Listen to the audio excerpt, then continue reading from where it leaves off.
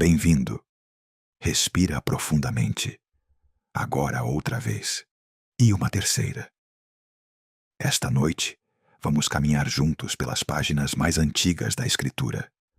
Páginas que foram escritas quando o mundo ainda era jovem.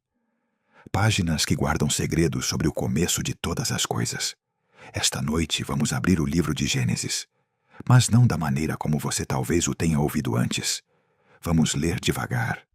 Vamos prestar atenção às palavras que estão lá e também às palavras que não estão, porque às vezes o silêncio diz tanto quanto a voz. Prepara-te, respira e deixa que a noite te envolva como um manto. Esta é a história do primeiro dia, o dia em que a luz apareceu, mas antes que o sol existisse. Gênesis capítulo 1, versículo 1. No princípio criou Deus os céus e a terra. Versículo 2. E a terra era sem forma e vazia, e havia trevas sobre a face do abismo, e o Espírito de Deus se movia sobre a face das águas. Versículo 3. E disse Deus: haja luz. E houve luz. Versículo 4. E viu Deus que era boa a luz, e fez Deus separação entre a luz e as trevas. Versículo 5. E Deus chamou a luz dia, e as trevas chamou noite. E foi a tarde e a manhã, o dia primeiro. Para, respira, deixa essas palavras descerem até o fundo da tua alma. No princípio, duas palavras que contêm toda a eternidade. Antes delas, não havia tempo, não havia espaço, não havia nada que pudéssemos tocar ou nomear. E então, de repente, algo começa. Deus cria os céus e a terra.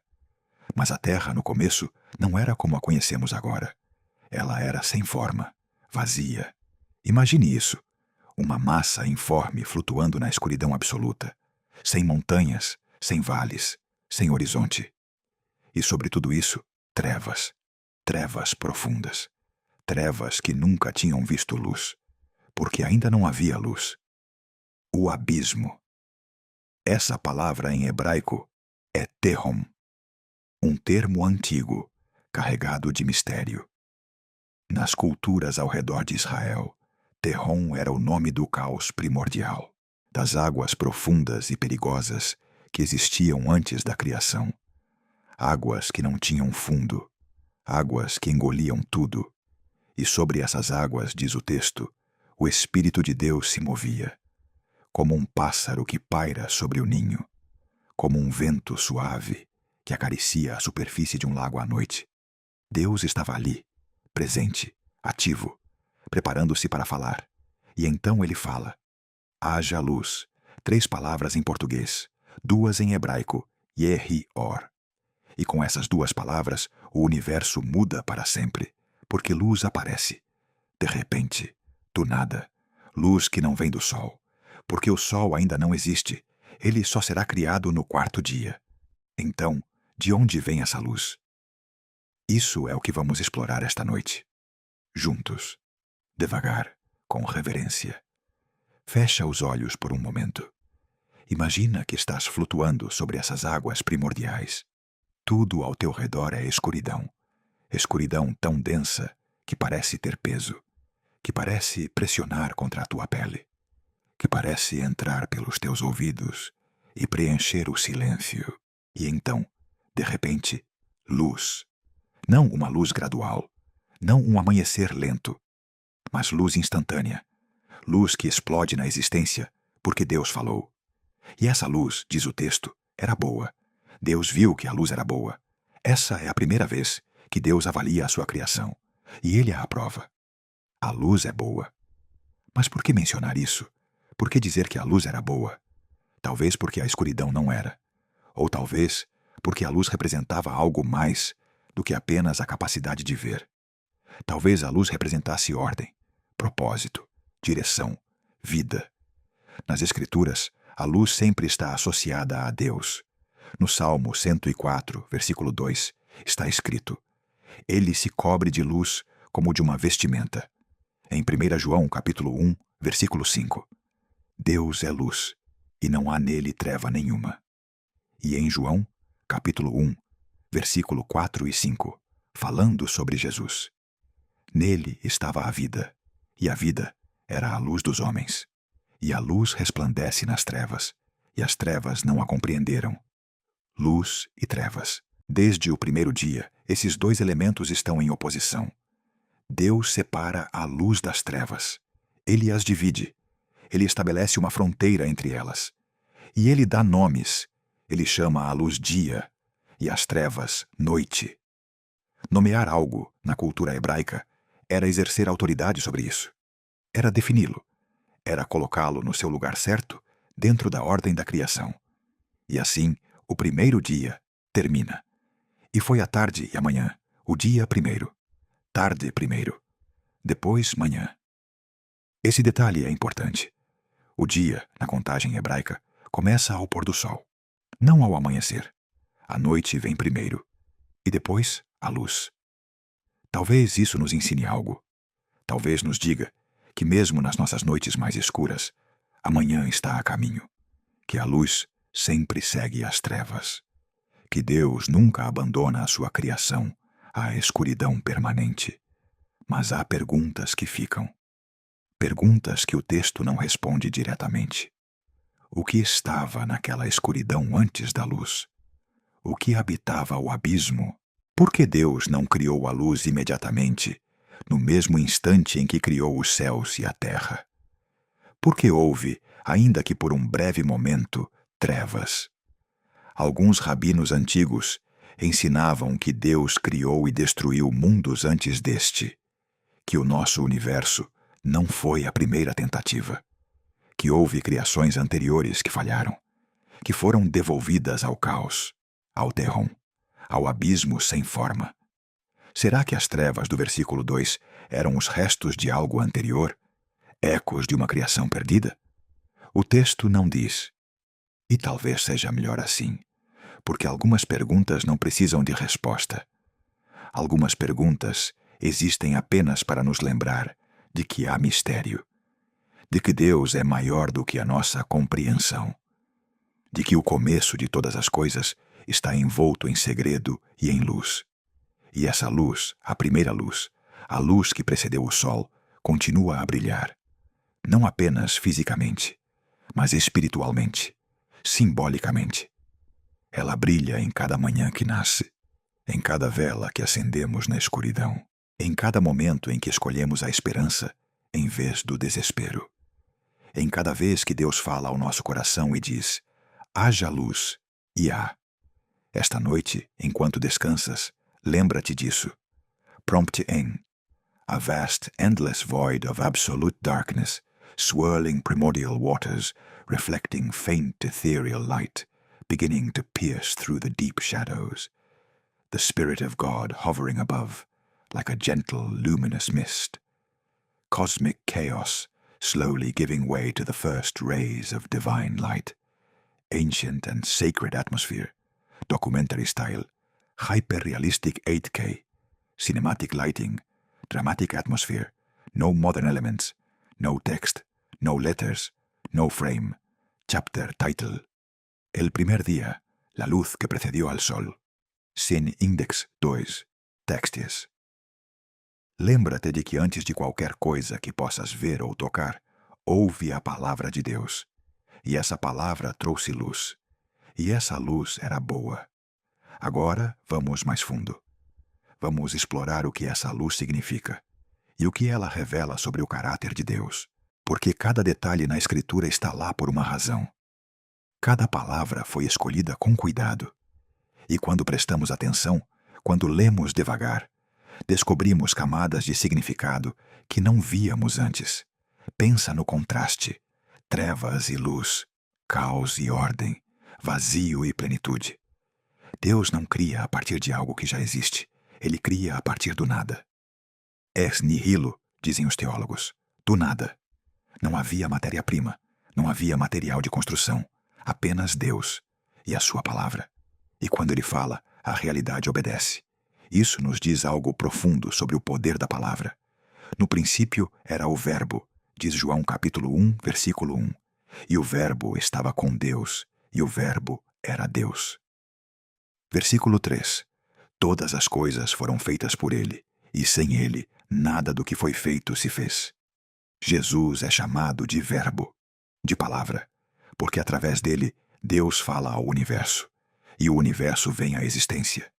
No primeiro dia, Deus fala a luz, e essa luz, embora ainda não venha do sol, ilumina tudo. Ela torna possível a visão.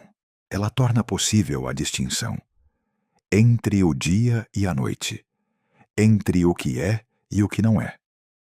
Os padres da Igreja, os teólogos antigos que meditaram profundamente sobre Gênesis, tinham várias interpretações sobre essa luz primordial. Alguns diziam que era uma luz espiritual, uma luz que representava a presença de Deus. Outros diziam que era uma luz física, mas de uma natureza diferente da luz solar, uma luz pura, não mediada por nenhum corpo celeste. Orígenes de Alexandria, no século III, escreveu que essa luz era um símbolo da iluminação divina, da sabedoria que vem de Deus. Ele dizia que assim como a luz física separa o dia da noite, a luz espiritual separa a verdade do erro, o bem do mal, a vida da morte. Agostinho de Hipona, no século V, ensinava que a luz do primeiro dia representava os anjos, as primeiras criaturas conscientes que Deus criou. Ele baseava-se em passagens como Jó capítulo 38, versículo 7, onde Deus pergunta a Jó: quando as estrelas da manhã juntas alegremente cantavam e todos os filhos de Deus rejubilavam, os filhos de Deus, os anjos, presentes na criação, testemunhando tudo, cantando de alegria quando Deus trouxe o universo à existência. Será que a luz do primeiro dia era a glória desses seres celestiais?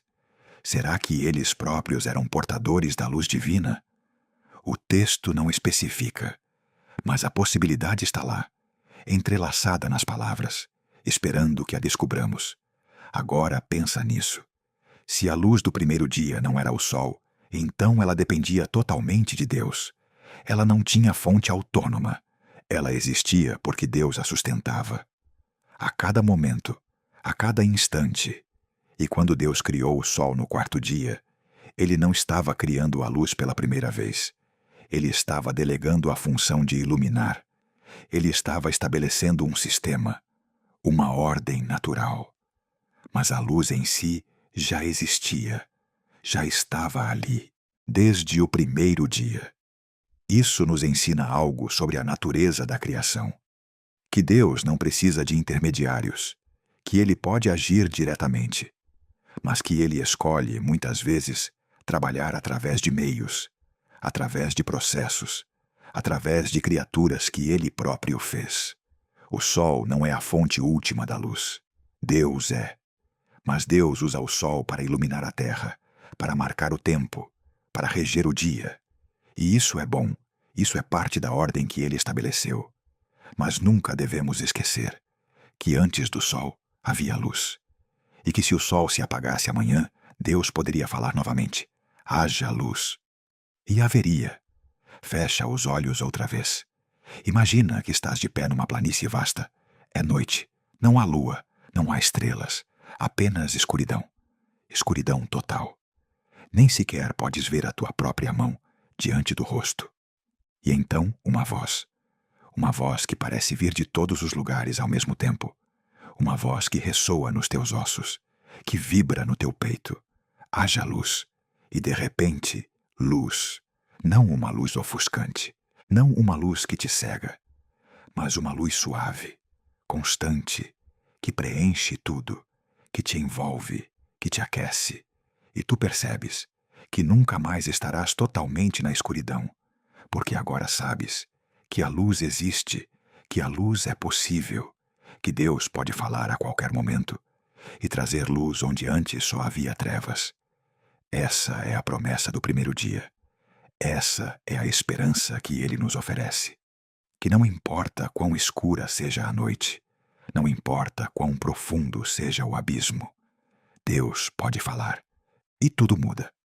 A luz do primeiro dia não era apenas física, ela era espiritual, ela era teológica, ela era uma declaração, uma promessa, um prenúncio de tudo o que viria depois.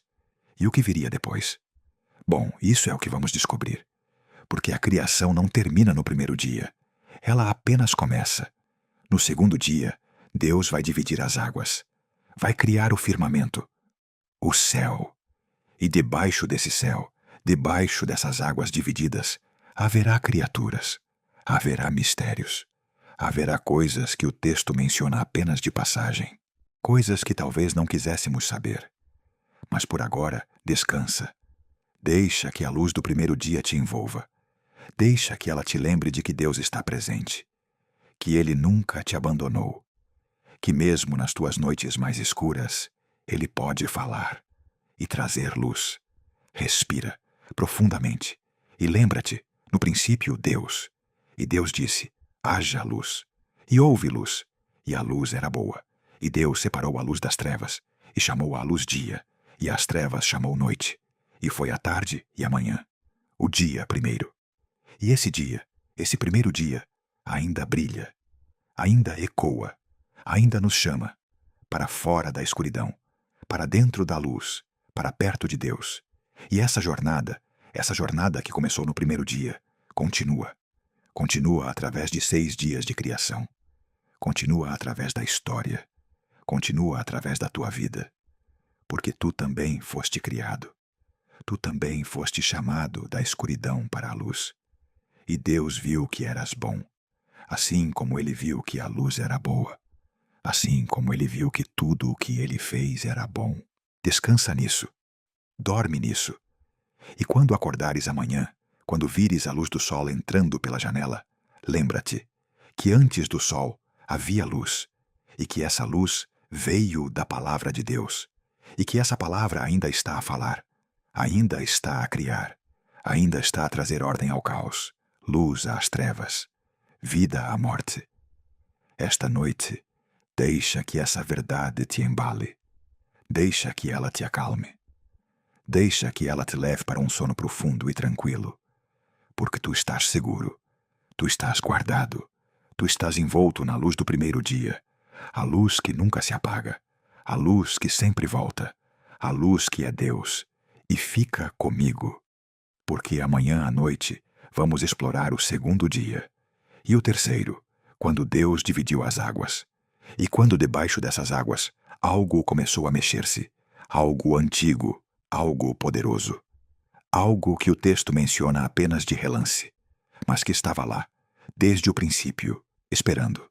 E isso, meu amigo, é apenas o começo do que vais ouvir. Descansa agora, a noite é longa, e há muito ainda por descobrir. Prompt and in. A serene landscape bathed in soft primordial light that seems to emanate from everywhere and nowhere. No sun visible in the sky, yet gentle radiance fills the scene. Rolling hills covered in pristine, untouched earth, the boundary between light and darkness, visibly separating day from night in the distance. Peaceful and sacred atmosphere. Ancient biblical times. Documentary-style hyper-realistic 8K. Cinematic lighting, dramatic atmosphere, no modern elements, no text, no letters, no frame. Cine Index 3. Text is. Bem-vindo de volta. Respira profundamente. Deixa que o ar encha os teus pulmões devagar. Outra vez. E mais uma. Esta noite, vamos caminhar juntos pelo segundo e terceiro dia da criação. Dias que a maioria lê rapidamente, sem perceber o mistério que se esconde nas entrelinhas. Dias em que Deus separou as águas das águas, criou uma abóbada no meio. Mas a Bíblia nunca diz o que habitava nessas águas primordiais. Textos antigos sumérios, o livro de Enoque, tradições perdidas no tempo, falam de seres que precederam a criação visível. Fica comigo esta noite, porque vamos descer juntos às profundezas que o Gênesis apenas sussurra.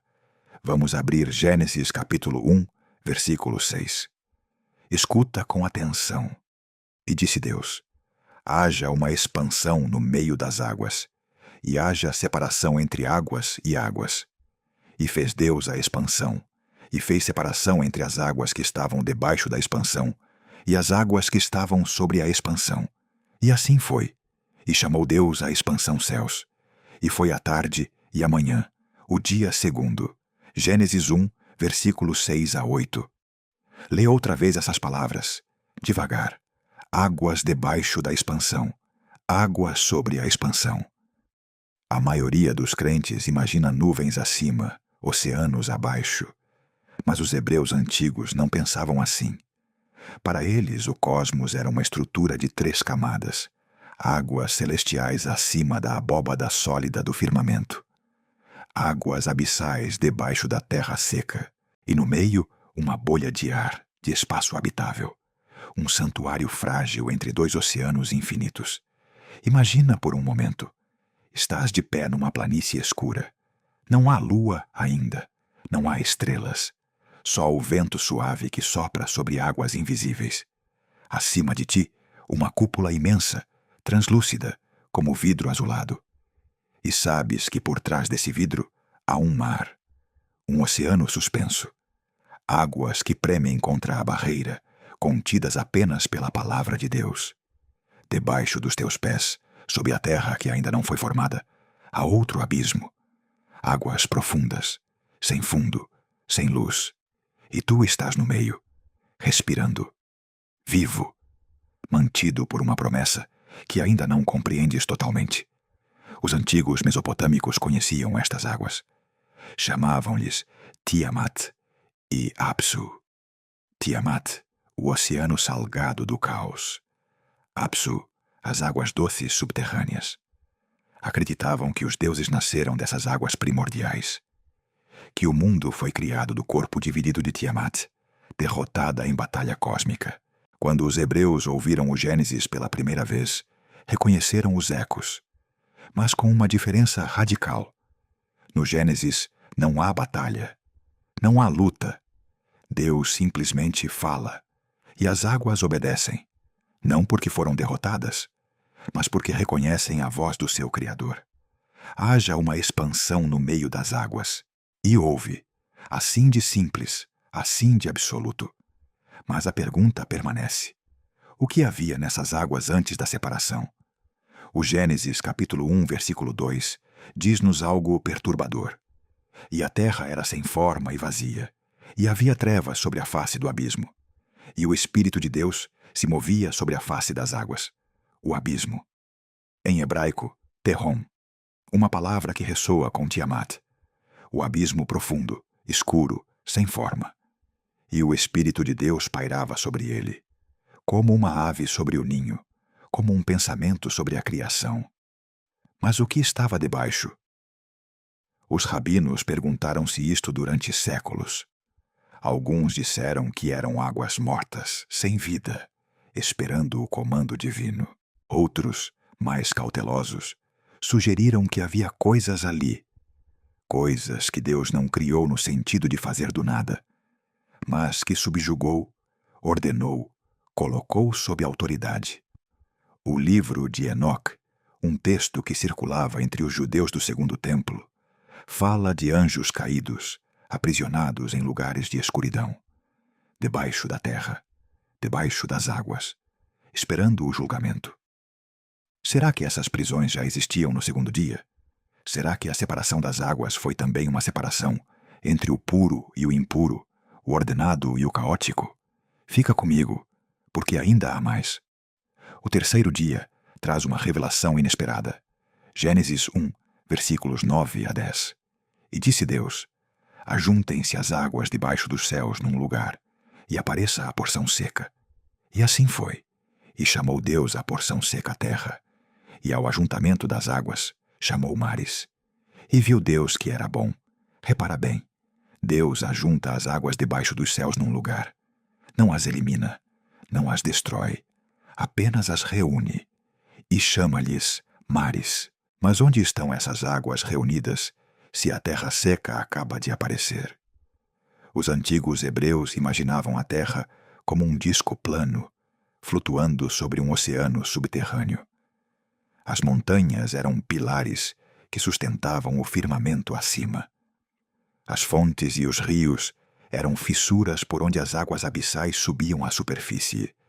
Quando Deus disse: ajuntem-se as águas, não as pôs apenas em bacias oceânicas visíveis, pô-las também debaixo, no terrom, no abismo que nunca vemos, mas que sempre está ali. E aqui está o detalhe que a maioria ignora. Deus viu que era bom. Mas apenas depois de separar a terra seca das águas. Repara que no segundo dia, quando separou as águas de cima das águas de baixo, não há a frase "E viu Deus que era bom".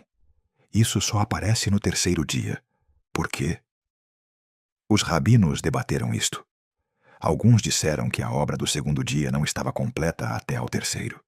Outros sugeriram algo mais sombrio, que no segundo dia havia algo que ainda não podia ser chamado bom. Algo nas águas, algo na separação, que requeria mais um passo, mais uma palavra, mais uma ordem divina. Imagina de novo, estás de pé na primeira praia, a primeira linha onde a terra seca encontra o mar. A água lambe as pedras recém-formadas, espuma branca, sal no ar. Mas sabes que debaixo dessa superfície há algo mais. Um abismo que desce e desce. Águas que se ligam a outras águas. Águas que foram separadas, mas não destruídas. Águas que guardam segredos desde antes do tempo começar a contar. E acima de ti, a abóbada azul. E sabes que ali também há águas, retidas, suspensas, esperando, porque um dia elas serão libertadas, no dilúvio, quando as fontes do grande abismo se romperem, e as comportas dos céus se abrirem, e as águas de cima se encontrarão com as águas de baixo, e tudo o que Deus separou voltará a unir-se. Mas por enquanto, neste terceiro dia, há ordem, há terra, há mares, há fronteiras, e Deus viu que era bom. Prompting. Ancient cosmic view of Earth during creation's second and third day. Massive, translucent crystalline dome, firmament arching overhead with dark waters pressing visibly against its surface from above. Ethereal, divine spirit hovering as luminous presence over primordial dark waters below. Vertical separation between celestial ocean above and abyssal deep beneath. Thin, breathable space in between. Dark, formless waters churning beneath emerging landmass. First shoreline appearing where dry ground meets gathered seas. Pillars of mountains rising to support the dome. Fissures in earth revealing subterranean waters. Ancient Hebrew cosmology visualization. Mystical blue and silver color palette. No sun or stars yet visible. Sacred geometry in the separation. Documentary-style hyper-realistic 8K. Cinematic lighting. Dramatic atmosphere. No modern elements. No text. No letters. No frame. Chapter title. El segundo y tercer día. Las águas divididas y lo que habita bajo elas. Sin index. 4 text is. Respira devagar. Estamos ainda no terceiro dia. A terra seca acaba de aparecer. Os mares foram reunidos num lugar. Mas o texto bíblico não para aqui. Há mais. Algo que muda tudo o que pensamos sobre a criação. Gênesis 1, versículos 11 a 13. E disse Deus: produza a terra erva verde, erva que dê semente, árvore frutífera que dê fruto segundo a sua espécie, cuja semente esteja nela sobre a terra. E assim foi. E a terra produziu erva, erva dando semente conforme a sua espécie, e a árvore frutífera, cuja semente está nela conforme a sua espécie. E viu Deus que era bom. E foi a tarde e a manhã, o dia terceiro. Repara, a vida vegetal surge no terceiro dia, antes do sol, antes da lua, antes das estrelas. Como pode ser? Como podem as plantas crescer sem luz solar? Os antigos não se preocupavam com fotossíntese. Eles sabiam algo que nós esquecemos, que a luz do primeiro dia não era o sol, era outra coisa, uma luz primordial. Uma luz que vinha de Deus mesmo. Uma luz que preenchia todo o espaço entre as águas. E essa luz era suficiente. Mais do que suficiente. Porque era a luz da presença divina. a mesma luz que um dia brilhará na Nova Jerusalém, onde não haverá necessidade de sol nem de lua, porque a glória de Deus a iluminará. Apocalipse 21, versículo 23. Mas há outra camada aqui, mais profunda. A terra produza. Deus não cria as plantas diretamente com as suas mãos. Ele ordena à terra que produza. Dá à própria terra um papel ativo, um papel criativo. A terra torna-se co-criadora, obediente, mas participativa.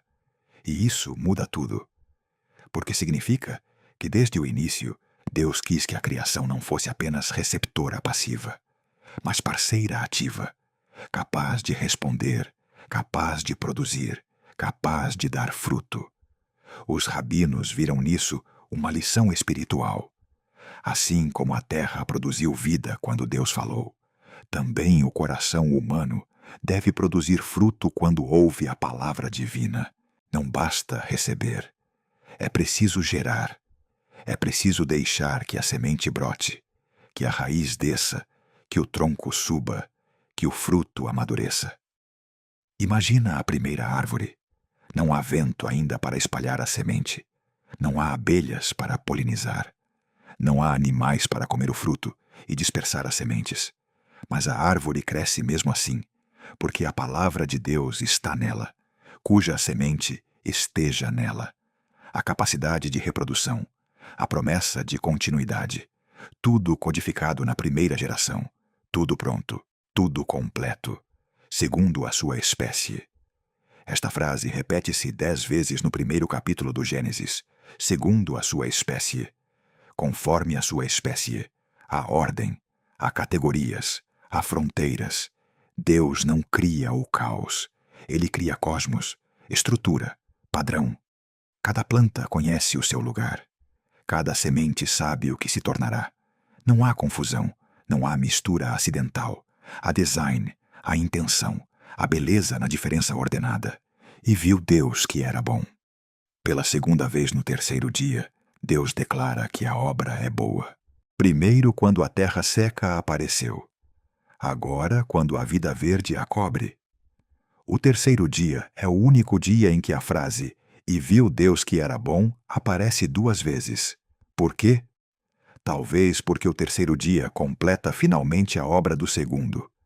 Talvez porque a vida vegetal é a primeira resposta visível da criação ao comando divino. Ou talvez porque no terceiro dia, pela primeira vez, há algo realmente habitável. Não apenas espaço vazio, não apenas água separada, mas terra fértil, verde, viva, pronta para receber os que virão. Agora vou contar-te algo que poucos percebem. As águas debaixo da terra, o Teon, nunca desaparecem. Estão sempre ali, debaixo de tudo. O Salmo 24, versículos 1 e 2, confirma isto. Do Senhor é a terra e a sua plenitude, o mundo e aqueles que nele habitam. Porque ele a fundou sobre os mares e afirmou sobre os rios. Fundou sobre os mares. A terra não está simplesmente pousada sobre rocha sólida infinita. Está fundada sobre águas, sobre o abismo, mantida no lugar apenas pela palavra de Deus. É uma imagem de total dependência, total confiança. A qualquer momento, se Deus retirasse a sua palavra, as águas subiriam. A terra dissolver-se-ia, tudo voltaria ao caos aquoso do princípio. Mas Deus mantém a sua palavra, e a terra permanece firme. Os profetas sabiam disto. Jeremias 5, versículo 22. Não me temereis a mim, diz o Senhor. Não tremereis diante de mim, que pus a areia para limite do mar, por ordenança eterna, a qual não traspassará. Ainda que as suas ondas se levantem, não prevalecerão. Ainda que bramem, não a traspassarão. A areia, a fronteira mais frágil imaginável, mas suficiente, porque é colocada por Deus. As ondas levantam-se, bramem, ameaçam, mas não passam.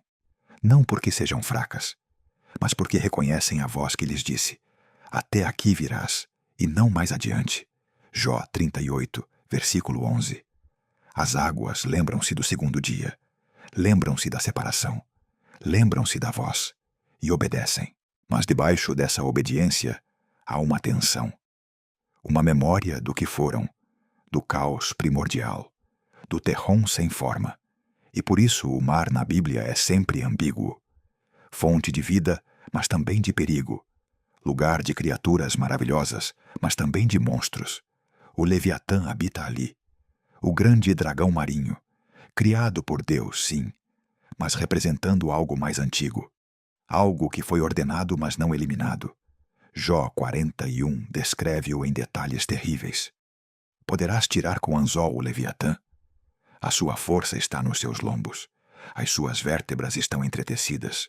O seu coração é firme como uma pedra. Quando se levanta, tremem os valentes. Faz ferver o abismo como uma panela. Debaixo dele estão as pedras pontiagudas. Na sua cerviz reside a força.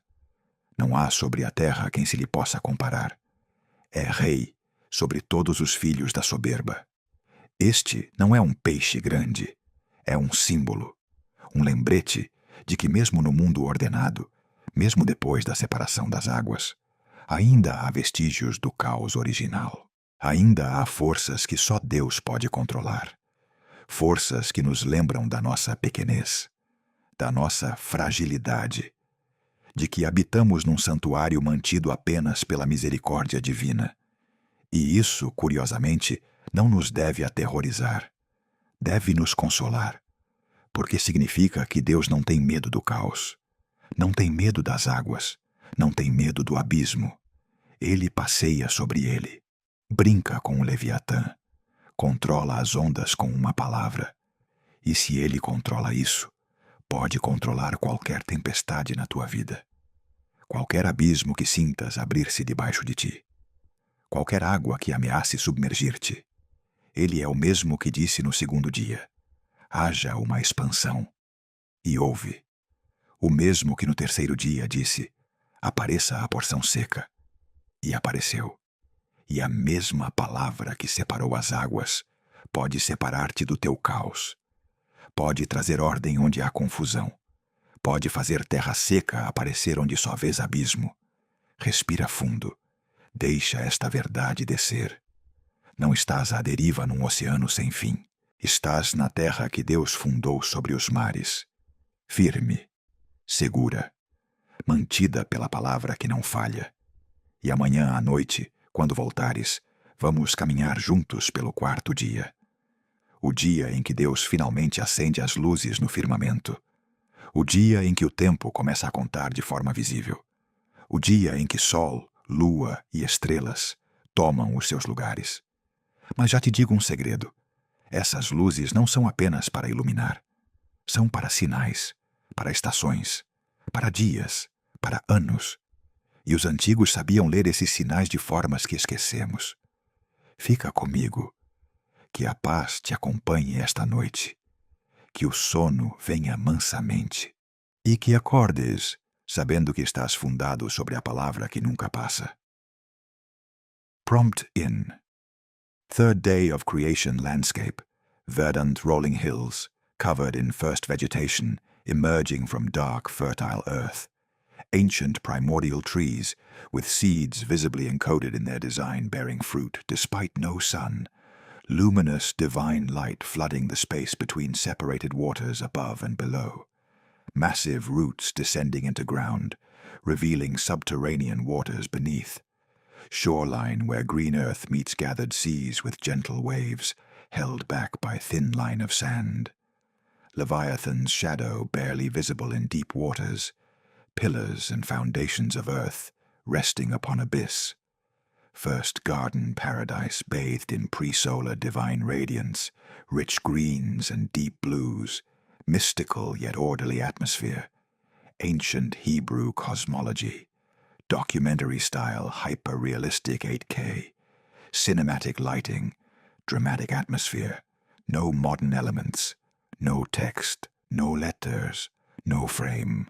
Scene index. Text es: respira hondo. Vamos juntos ahora a un momento que la mayoría lee sin detenerse. El cuarto día de la creación. Génesis 1, versículo 14 al 19. Escucha estas palabras como si fuera la primera vez. Dijo Dios: haya lumbreras en la expansión de los cielos para separar el día de la noche, y sirvan de señales para las estaciones, para días y años, y sean por lumbreras en la expansión de los cielos para alumbrar sobre la tierra. Y fue así. E hizo Dios las dos grandes lumbreras, la lumbrera mayor para que señorease en el día, y la lumbrera menor para que señorease en la noche. Hizo también las estrellas, y las puso Dios en la expansión de los cielos para alumbrar sobre la tierra, y para señorear en el día y en la noche, y para separar la luz de las tinieblas. Y vio Dios que era bueno, y fue la tarde y la mañana el día cuarto. Detente aquí conmigo, porque hay algo en este pasaje que ha inquietado a los lectores durante 3000 años, algo que los rabinos medievales debatieron en voz baja, algo que los padres de la Iglesia primitiva sabían pero decidieron no escribir con claridad. Si Dios creó el sol y la luna recién en el cuarto día, entonces, ¿cómo midió los 3 días anteriores? ¿Cómo hubo tarde y mañana en el primer día si no existía el sol para marcar el horizonte? ¿Cómo se contó el segundo día, el tercero, sin el movimiento aparente de esa esfera de fuego que llamamos sol cruzando la bóveda celeste? La pregunta no es nueva. Filón de Alejandría, aquel sabio judío que vivió en tiempos de Cristo, escribió en sus comentarios al Génesis que la luz del primer día no era luz física. Era luz inteligible, decía él.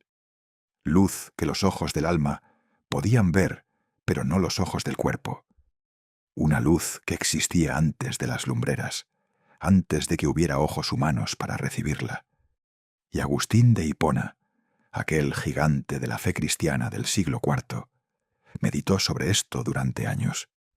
En su obra, La ciudad de Dios, escribió que los primeros 3 días no fueron días solares, fueron días angélicos, jornadas medidas no por la rotación de la tierra bajo el sol, sino por los ciclos de conocimiento y contemplación en las mentes de los ángeles que ya habían sido creados en el principio. Un día angélico, decía Agustín, comienza cuando el ángel contempla la obra de Dios en la mente divina, y termina cuando el ángel vuelve a descansar en la presencia de Dios. Así se medían los primeros 3 días, no con relojes de sol, no con sombras proyectadas, sino con adoración. Imagina eso, los primeros 3 días del universo, transcurriendo no en el tiempo como tú lo conoces, sino en un tiempo litúrgico, un tiempo sagrado, un tiempo que late al ritmo de la oración celestial. Y luego, en el cuarto día, Dios establece otro tipo de tiempo. El tiempo humano, el tiempo que tú y yo necesitamos para cultivar la tierra, para sembrar en primavera y cosechar en otoño, para saber cuándo viene el invierno. El texto hebreo dice que las lumbreras serían para Otot, Moadim, Yamim y Shanim, señales, estaciones, días y años. Esas palabras tienen peso. Otot, señales, es la misma palabra usada para los milagros de Moisés en Egipto. Las lumbreras no son solo objetos brillantes, son signos, apuntan hacia algo más grande, te hablan en un idioma silencioso cada noche. Moadim, estaciones, no se refiere solo al clima. En el resto de la Torá, Moadim son las fiestas santas, Pascua, Pentecostés, tabernáculos. El calendario litúrgico de Israel estaba escrito en el cielo. La luna nueva marcaba el inicio de cada mes. La luna llena de primavera señalaba la Pascua. Dios no solo creó el tiempo, creó el calendario sagrado, grabó las fechas de sus citas con la humanidad en la superficie de la luna, y las estrellas. El versículo dice casi de pasada, hizo también las estrellas, como si fuera un detalle menor. Pero los rabinos notaron esa brevedad. En hebreo son solo 2 palabras, Be et Ha Kochavim, y también las estrellas. Algunos comentaristas medievales dijeron que Dios las menciona así, tan rápido, para enseñarnos humildad, porque en las culturas paganas que rodeaban a Israel, las estrellas eran dioses. Cada constelación tenía un nombre divino, un poder, un destino que dictaba sobre los hombres. Pero aquí, en Génesis, las estrellas son creadas casi como una nota al pie. Son criaturas. Hermosas, sí. Innumerables, sí. Pero criaturas, no dioses. Hay un silencio profundo en esa brevedad. Un rechazo radical de toda astrología, de toda idolatría cósmica. Las estrellas no gobiernan tu vida. Tú no naces bajo el signo de nada. Tú naces bajo la palabra de Dios, y esa palabra es la única que tiene autoridad sobre ti. Quédate conmigo ahora, porque hay algo más en este cuarto día que casi nunca se menciona. Fíjate que Dios llama al sol la lumbrera mayor y a la luna la lumbrera menor, pero no usa sus nombres, no dice sol, no dice luna, dice lumbrera mayor, lumbrera menor. ¿Por qué? Los eruditos hebreos tienen una respuesta. Porque las palabras hebreas para sol y luna, Shemesh y Yarech, eran también los nombres de dioses paganos en Mesopotamia y Canaán. Shemesh era el dios sol en Babilonia. Yarech era la diosa luna en Ugarit. Entonces Dios, al dictar este texto a Moisés, evita usar esos nombres. No les da la dignidad de ser nombrados. Los llama simplemente lumbreras. Fuentes de luz creadas, lámparas colgadas en el firmamento por la mano del único Dios verdadero. Es un acto de guerra espiritual codificado en la gramática. Prompten. Ancient cosmic scene showing the 4th day of creation. Enormous sun and moon suspended in the star-filled expanse of heaven. Celestial bodies glowing with divine light against the deep darkness of space. Primordial earth visible below, bathed in the first solar light. Swirling galaxies and countless stars scattered across the infinite firmament. Sense of divine order being established in the cosmos. Majestic and sacred atmosphere. No human figures. Documentary style. Hyper-realistic 8K. Cinematic lighting. Dramatic atmosphere. No modern elements. No text. No letters. No frame. Chapter title. El cuarto día, cuando el tiempo comenzó a contar. Sen index, punt 6. Text es. Ahora piensa en esto con calma. Dios pudo haber creado el sol en el primer día. Pudo haber comenzado todo con el amanecer más espectacular que puedas imaginar. Pero no lo hizo. Esperó hasta el cuarto día. ¿Por qué? La tradición judía ofrece varias respuestas y todas son profundas. Primero, dicen los rabinos, para que nadie pensara que el sol participó en la creación de la tierra, para que nadie adorara al sol como co-creador. El sol llegó después. La tierra ya estaba aquí. La vida vegetal ya había sido creada en el día 3. Las plantas crecieron un día entero sin sol. Eso es milagroso. Eso es intencional. Dios está enseñando desde el principio que la vida no depende del sol. Depende de él. El sol es un medio, no la fuente. Segundo, dicen otros maestros, para enseñar que el tiempo de Dios no es el tiempo del hombre. Los 3 primeros días ocurrieron en un tiempo que no podemos medir con nuestros instrumentos. Un tiempo que escapa a nuestros relojes atómicos, a nuestras ecuaciones de física. Un tiempo que solo se puede conocer por revelación. Y luego, en el cuarto día, Dios establece el tiempo medible. El tiempo que tú puedes contar. El tiempo que tiene relojes de arena y calendarios y aniversarios. Pero nunca olvides que hay otro tiempo detrás de ese. Un tiempo eterno. un tiempo que sigue latiendo, aunque todos los relojes del mundo se detengan. Hay un salmo que dice: 1000 años delante de tus ojos son como el día de ayer que pasó. Salmo 90, versículo 4. Esa es la clave. Dios no vive en el tiempo que Él creó. Él lo observa desde afuera. Para Él, los 6 días de la creación y los miles de años de historia humana son como una sola exhalación. Pero para ti, para mí, el tiempo es real. El tiempo es el marco donde se despliega nuestra vida, donde tomamos decisiones, donde amamos, donde perdemos, donde esperamos. Y Dios, en su misericordia, creó el sol y la luna para que ese tiempo no fuera un caos, para que tuvieras ritmo, para que supieras cuándo trabajar y cuándo descansar, cuándo sembrar y cuándo cosechar, cuándo celebrar y cuándo lamentar. Las estaciones son un regalo, no son solo ciclos naturales, son pedagógicas. Te enseñan que todo tiene su tiempo, que después del invierno viene la primavera, que la espera tiene sentido, que Dios es fiel y que el verano regresará.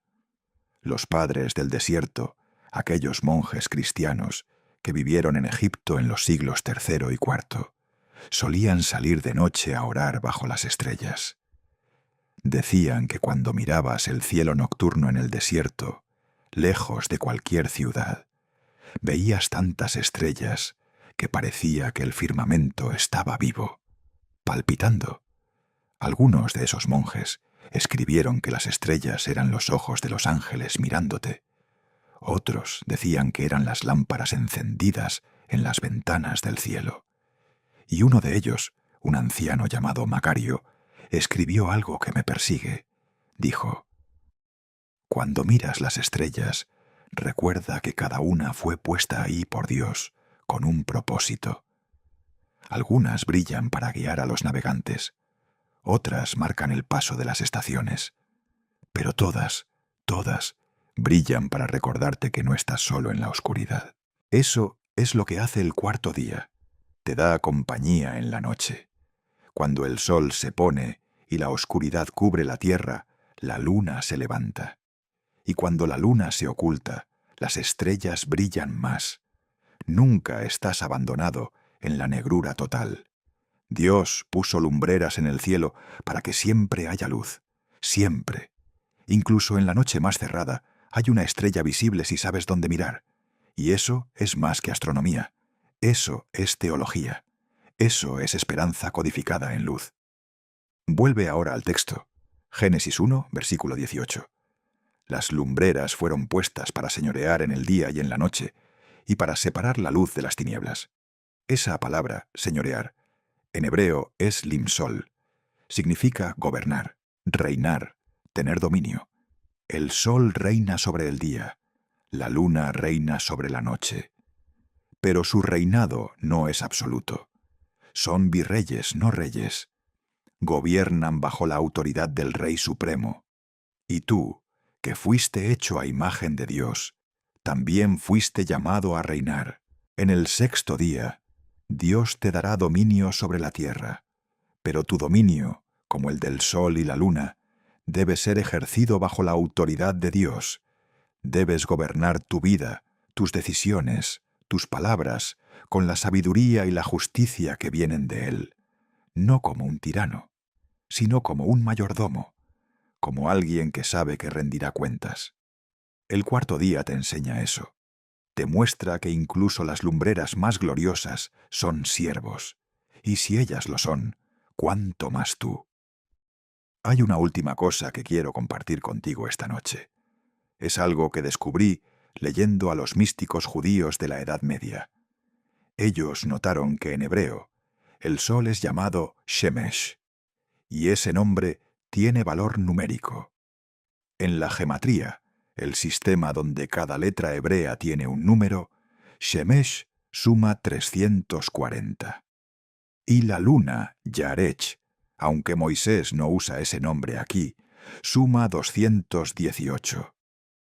Pero la lumbrera mayor, Maor Gadol, suma algo completamente distinto. Y los cabalistas dijeron que esa diferencia te recuerda que el nombre verdadero de una cosa no es el que le dan los hombres, sino el que le da Dios. Dios llama al sol lumbrera mayor. Y bajo ese nombre, su propósito queda claro. No es un Dios, es una señal. No exige adoración, ofrece servicio. Cada amanecer es un acto de obediencia cósmica. El sol sale porque Dios se lo ordenó en el cuarto día, y sigue cumpliendo esa orden cada mañana. Eso es fidelidad a una escala que apenas podemos comprender. Y tú, esta noche, mientras escuchas estas palabras, estás viviendo bajo ese mismo sol que fue encendido en el cuarto día.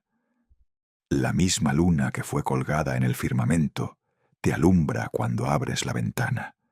Las mismas estrellas que vieron los patriarcas, que guiaron a los magos hacia Belén, que brillaron sobre el Calvario, brillan sobre ti ahora. El tiempo que comenzó a contarse en el cuarto día sigue avanzando. Y tú eres parte de él. No eres un accidente en el calendario cósmico. Fuiste esperado. Tu vida tiene una estación. Tu historia tiene un lugar en el gran relato. Y cuando llegue tu noche más oscura, recuerda lo que Dios hizo en el cuarto día. Puso luces en el cielo para que nunca caminaras a ciegas, para que siempre supieras que amanecerá. Quédate conmigo, porque en el próximo capítulo entraremos en el quinto y el sexto día, y ahí finalmente aparecerás tú. La imagen prohibida, el ser que fue hecho a semejanza de Dios. Y entenderás por qué todo lo que hemos visto hasta ahora, la luz, las aguas, la tierra, las lumbreras, todo fue preparado para tu llegada. Prompt 10. Mystical night scene showing ancient desert landscape, illuminated by full moon and countless brilliant stars. Wise elderly monk in simple robes, standing on sand dune, gazing upward at the cosmos. Vast Milky Way, stretching across the heavens. Sense of divine presence and cosmic order. Ancient oil lamps glowing softly in the foreground. Primordial connection between heaven and earth. Sacred and contemplative mood. Timeless spiritual atmosphere. Documentary-style hyper-realistic 8K. Cinematic lighting. Dramatic atmosphere. No modern elements. No text. No letters. No frame. Sin index, siente. Text es. Bienvenido de nuevo. Respira hondo. Deja que el aire llene tus pulmones lentamente. Esta noche continuamos nuestro viaje por los días de la creación. Hemos atravesado ya la luz primera, las aguas divididas, el nacimiento del tiempo mismo. Ahora entramos en el quinto y sexto día. Los días en que lo invisible se hizo carne. Los días en que el silencio del universo se llenó de movimientos, de alas, de aliento. Y al final, algo más. Algo que nunca antes había existido. Permanece quieto. Deja que las sombras de tu habitación se conviertan en el lienzo donde pintaremos estas palabras antiguas. Imagina por un momento el mundo tal como era al final del cuarto día. El sol acababa de ponerse por primera vez en la historia. La luna ascendía lentamente sobre un océano que todavía no conocía el sonido de ninguna criatura. Las estrellas parpadeaban sobre montañas que jamás habían escuchado un grito, un canto, un rugido. Todo era geometría pura, piedra, agua, luz, oscuridad. Pero ningún corazón latía aún, ningún ojo contemplaba la belleza recién nacida. El escenario estaba listo, pero los actores aún no habían entrado. Entonces llegó el quinto día. Génesis capítulo 1, versículo 20. Y dijo Dios: produzcan las aguas seres vivientes y aves que vuelen sobre la tierra en la abierta expansión de los cielos. Piensa en esas palabras: produzcan las aguas. No dice que Dios formó cada pez con sus manos como haría luego con el hombre. Dice que las aguas mismas produjeron vida, como si el océano hubiera estado esperando esa orden desde el principio, como si dentro del agua ya existiera, dormido, el potencial de todo lo que nada y respira bajo la superficie. Y de repente el mar estalló. Imagina el primer movimiento, el primer temblor de una aleta translúcida cortando la quietud absoluta, el primer destello de escamas reflejando la luz del sol bajo el agua. Criaturas pequeñas primero, quizás, luego más grandes, luego inmensas. Génesis 1:21. Y creó Dios los grandes monstruos marinos y todo ser viviente que se mueve, que las aguas produjeron según su género. Los grandes monstruos marinos. En hebreo, la palabra es taninim, la misma palabra que se usa para dragones, para serpientes gigantes, para criaturas del abismo. No estamos hablando de pececillos dorados, estamos hablando de Leviatán, de Behemoth, de seres tan vastos que su sola existencia desafía nuestra comprensión. Seres que Dios mismo miraría más tarde con orgullo cuando le hablara a Job desde el torbellino. ¿Puedes tú pescar al Leviatán con anzuelo? ¿Puedes atar su lengua con una cuerda? En ese quinto día, Dios llenó los mares de maravillas, de terror, de misterio, y luego miró hacia arriba y dijo, que vuelen las aves. Y el cielo, que hasta ese momento había sido solo luz y vacío, se pobló de alas. Imagina el primer batir, el primer gorrión, o águila, o cuervo, despegando de la tierra húmeda y elevándose hacia la nada, sin saber todavía que podía caer, sin miedo, solo instinto puro, recién creado, diciéndole, sube, y subió, y el cielo dejó de estar vacío. Las aves cruzaron la expansión como flechas de vida. Sus cantos llenaron el aire por primera vez. Y Dios vio que era bueno, pero aún faltaba algo. El sexto día comenzó diferente. Génesis 1:24.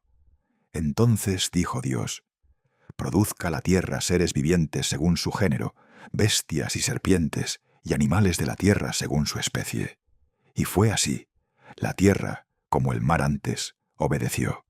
Y brotaron los animales, los que caminan, los que reptan, los que corren, los que cazan, los que huyen, leones con melenas doradas bajo el sol naciente, ciervos con patas delgadas probando por primera vez la velocidad, serpientes deslizándose entre las hierbas altas, lobos aullando a una luna que todavía no entendían. El mundo se llenó de movimiento, de vida que respiraba, que comía, que dormía bajo los árboles. Y por primera vez, la creación no estaba en silencio. Estaba viva, rugía, cantaba, susurraba, pero todavía faltaba una voz, la más importante, la que pronunciaría el nombre de todas estas criaturas, la que miraría al cielo y preguntaría, ¿quién hizo todo esto? Entonces, al final del sexto día, Dios se detuvo y dijo algo que nunca había dicho antes. Génesis 1:26. Entonces dijo Dios, hagamos al hombre a nuestra imagen, conforme a nuestra semejanza. Hagamos. No haga. Hagamos.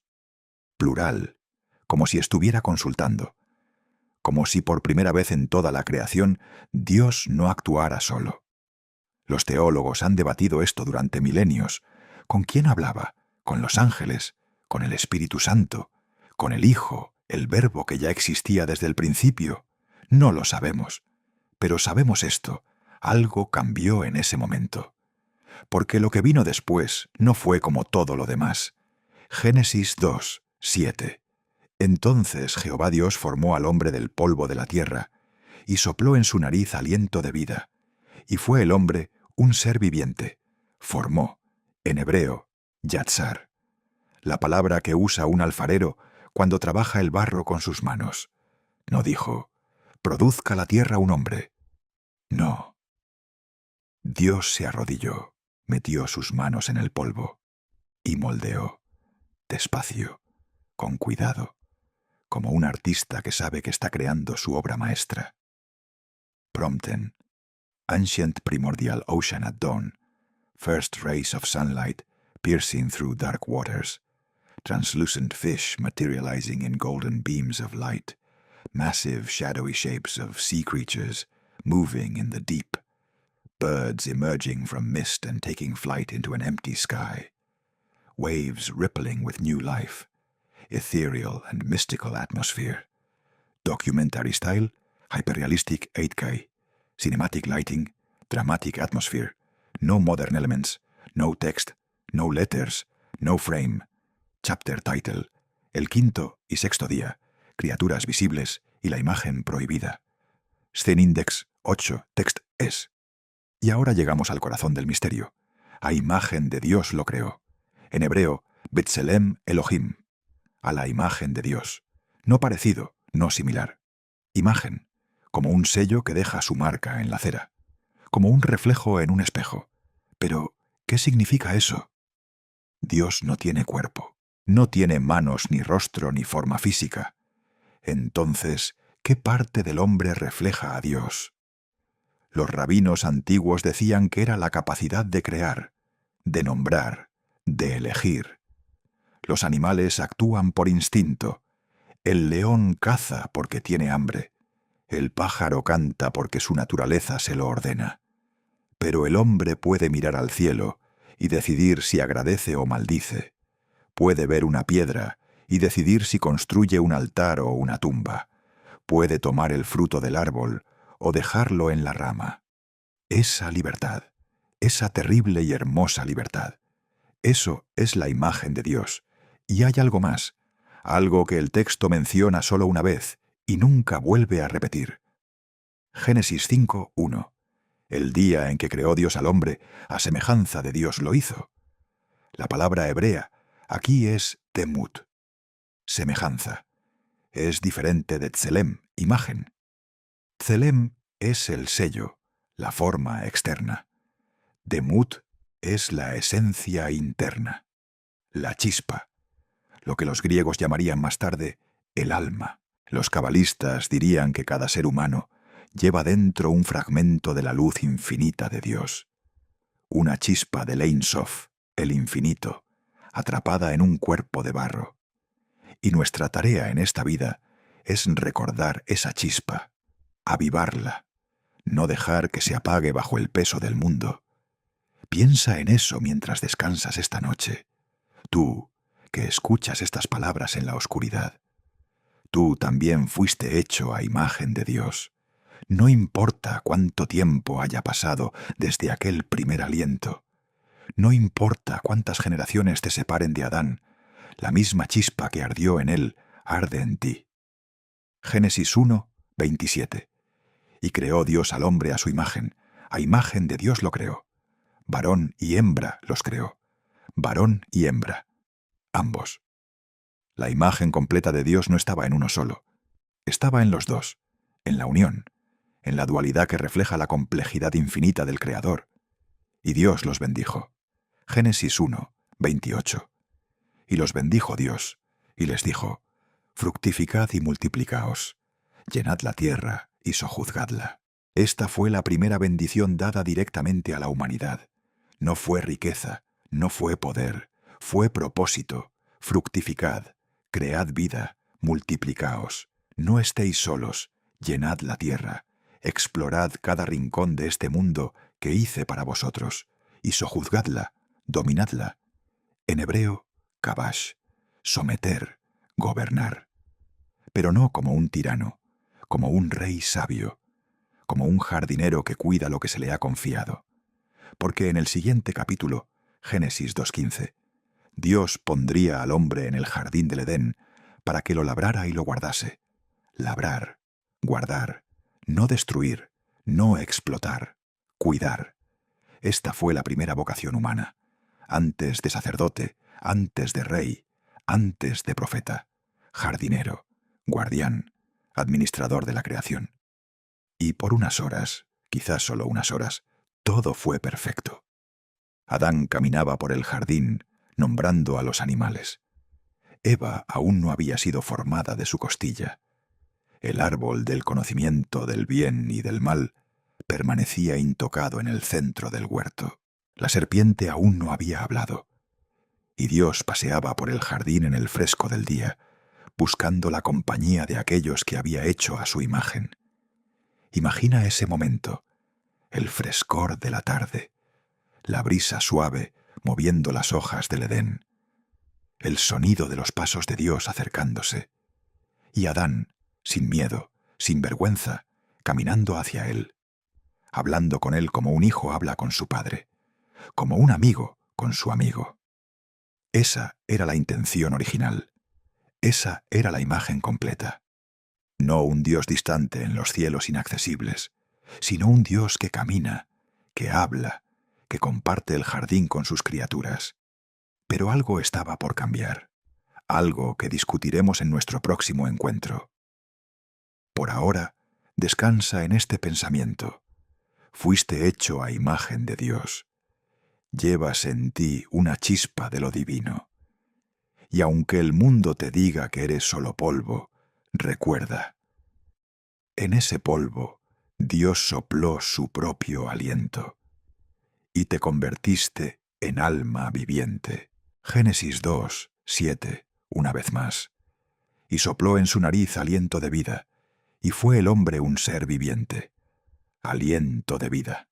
En hebreo, Nishmat Chaim. El mismo aliento que movía sobre las aguas en el principio.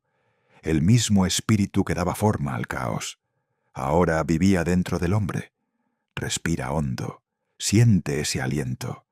Ese aliento que viene de más allá de ti, que te sostiene mientras duermes, que te despertará mañana. Ese aliento es sagrado. Eres sagrado, hecho a imagen del Creador del universo. Que ese pensamiento te acompañe mientras cierras los ojos. Mañana, cuando regreses, hablaremos del séptimo día, el día en que Dios descansó, y cuando todo cambió para siempre. Hasta entonces, descansa en paz. Prompten. Ancient hands molding clay into human form, divine light emanating from fingers shaping dust of the earth, golden breath flowing into nostrils of newly formed man, Garden of Eden in soft twilight, with God walking among trees, Adam standing upright for the first time with arms outstretched, animals gathering around peacefully, mystical divine presence filling the scene, documentary-style hyper-realistic 8K, cinematic lighting, dramatic atmosphere, no modern elements, no text, no letters, no frame, scening Dex, Nam, Text S. Bem-vindo de volta. Respira profundamente. Estamos juntos na última noite desta jornada pela criação. Esta noite, entramos no sétimo dia. O dia em que Deus descansou. Mas descansou de quê, exatamente? As Escrituras nos dizem que a obra estava completa, que tudo estava feito. Gênesis 2, versículo 2 nos conta: se, havendo Deus acabado no dia sétimo a sua obra, que tinha feito, descansou no sétimo dia de toda a sua obra que tinha feito. Palavras simples, palavras que ouvimos desde a infância, mas esta noite, sob a luz da lua que penetra pela tua janela, vamos explorar o que realmente aconteceu quando o Criador se retirou. Porque as tradições antigas, os escritos da Cabala, os fragmentos encontrados nas cavernas de Qumran, todos eles sussurram uma história diferente. Uma história sobre o que ficou suspenso no ar quando Deus deu um passo atrás.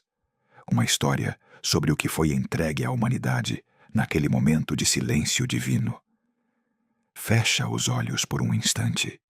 Imagina o sexto dia terminando. O sol poente sobre o Éden. Adão e Eva, recém-criados, respirando pela primeira vez o ar da tarde. Os animais recolhendo-se para a noite, as aves silenciando seus cantos. E então, algo muda, algo imperceptível mas profundo. É como se o universo inteiro segurasse a respiração. Os rabinos antigos debateram durante séculos o significado deste descanso. Rabi Akiva, no segundo século, ensinava que o Shabat, o descanso do sétimo dia, não era a ausência de ação, mas presença de outra coisa, presença de algo que só podia existir quando a criação ativa cessava. O Zohar, o livro do esplendor cabalístico escrito na Espanha medieval, mas contendo tradições muito mais antigas, nos diz que no sétimo dia, Deus não apenas descansou. Ele se retirou para um lugar secreto, um lugar chamado Tzimtzum, uma contração, um espaço vazio, deixado propositalmente para que a criação pudesse respirar por si mesma, para que a humanidade pudesse escolher, para que o livre-arbítrio pudesse florescer sem a presença esmagadora do divino, saturando cada partícula de existência. Pensa nisso. Um Deus que escolhe ausentar-se. Não por cansaço, pois como poderia o Eterno cansar-se? Isaías 40, versículo 28 nos lembra. Não sabes, não ouviste, que o Eterno Deus, o Senhor, o Criador dos fins da terra, nem se cansa, nem se fatiga? Então, se não foi por cansaço, por que descansar? Os textos apócrifos oferecem pistas inquietantes. O livro dos Jubileus, escrito talvez no 2º século antes de Cristo, preservado pelos monges etíopes através dos séculos, nos conta que no sétimo dia, Deus não apenas descansou da criação física. Ele terminou algo mais. Ele selou as portas entre os mundos. Ele estabeleceu as fronteiras que não deveriam ser cruzadas. Jubileus 2, versículo 17 diz: Ele nos deu um grande sinal, o dia do Shabat, para que trabalhemos 6 dias, mas no sétimo observemos o Shabat de todo o trabalho. Um grande sinal. Mas sinal de quê? Os fragmentos de Qumran, aqueles rolos escondidos em jarros de barro nas cavernas do Mar Morto, esperam 2000 anos para nos sussurrar seus segredos. Entre eles, o rolo do templo e os cantos do sacrifício do Shabat. Estes textos descrevem o sétimo dia como o momento em que os anjos assumiram novas funções, quando guardiões foram posicionados, quando portais foram fechados, quando certas coisas que haviam vagado livremente durante os 6 dias de criação foram finalmente contidas. Imagina a noite caindo sobre o Éden naquele primeiro Shabat. Adão e Eva, talvez, sentados à entrada de um abrigo simples. Ainda não conhecem o trabalho árduo, ainda não conhecem a dor. Mas algo mudou. Eles podem sentir uma ausência onde antes havia plenitude, uma solidão nova, estranha. Pela primeira vez eles estão verdadeiramente sozinhos, não completamente, claro. Os anjos ainda observam, a criação ainda pulsa com vida divina. Mas a presença imediata, aquela voz que caminhava com eles no jardim, na viração do dia, como Gênesis 3, versículo 8 mais tarde, descreverá. Essa presença se retirou. Por quê? A tradição cabalística oferece uma resposta que faz o coração acelerar mesmo enquanto tentamos descansar esta noite. Ela diz que Deus se retirou para que pudéssemos tornar-nos, para que pudéssemos completar a criação, para que pudéssemos escolher entre o bem e o mal, não porque fomos programados, mas porque somos, de fato, livres. O sétimo dia não foi o fim da criação, foi o começo da nossa participação nela.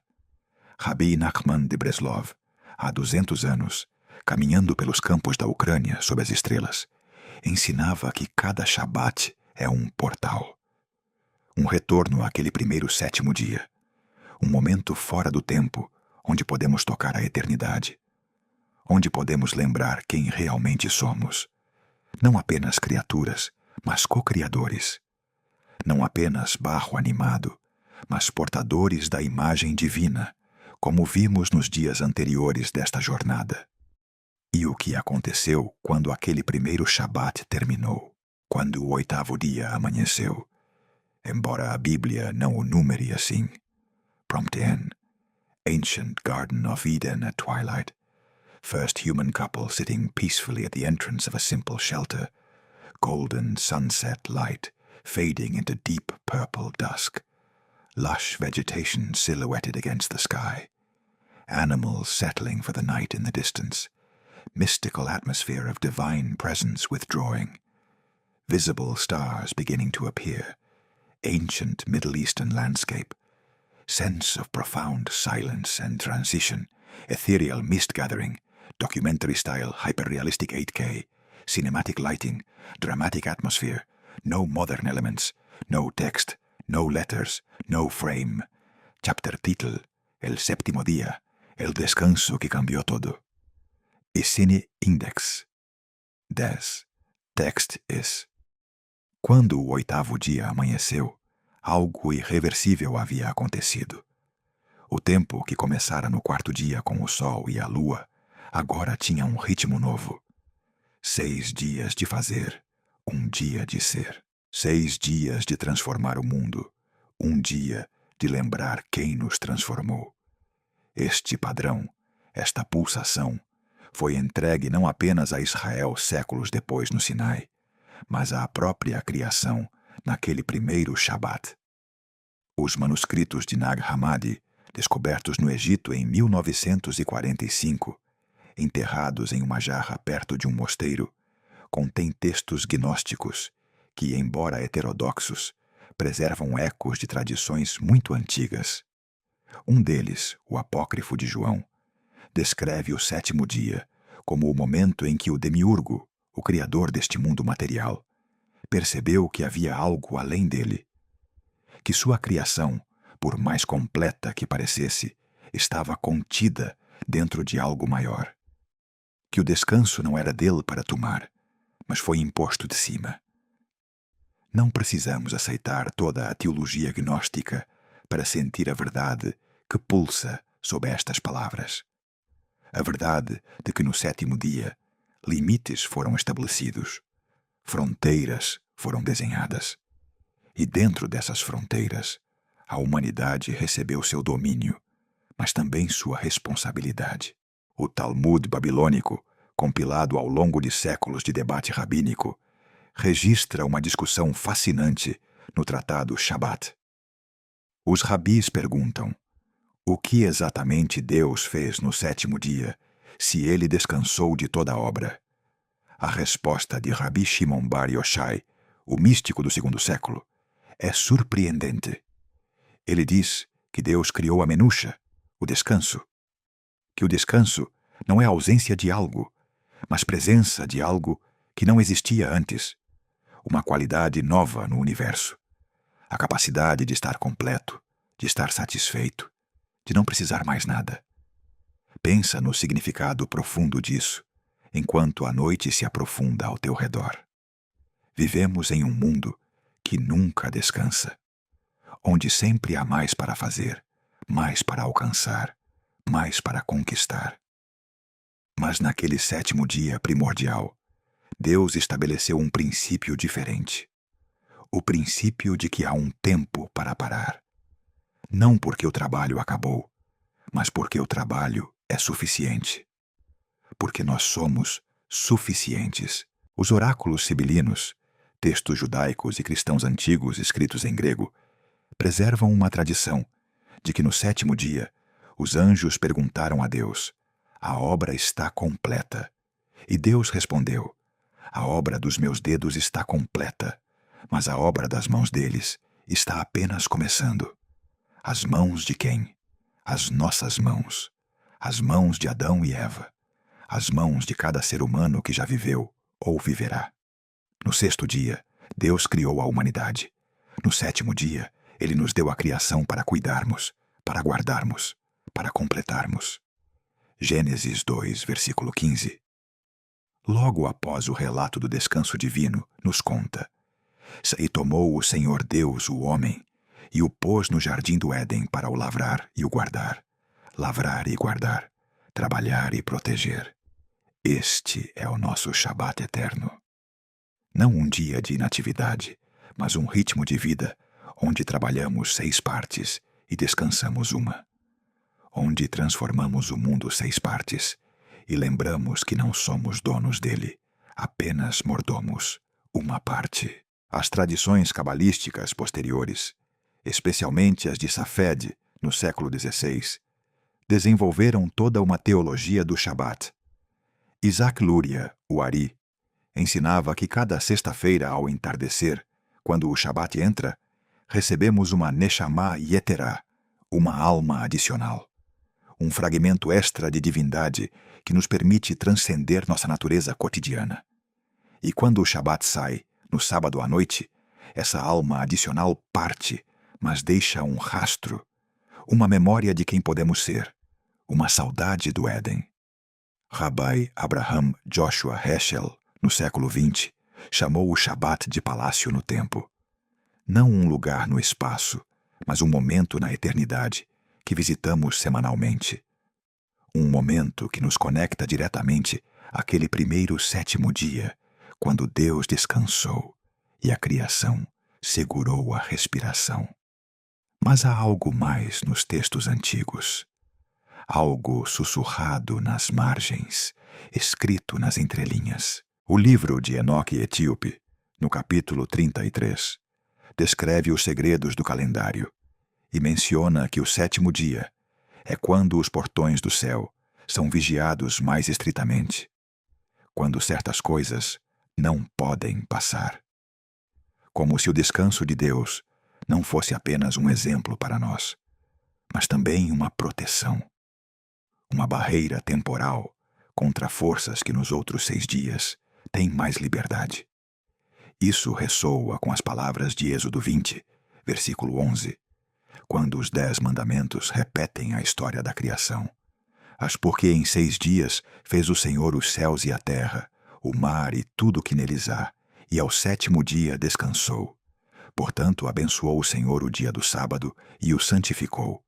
Santificou, separou, tornou sagrado, diferente, protegido. Então, enquanto te preparas para dormir esta noite, pensa no sétimo dia não como um fim, mas como um novo começo.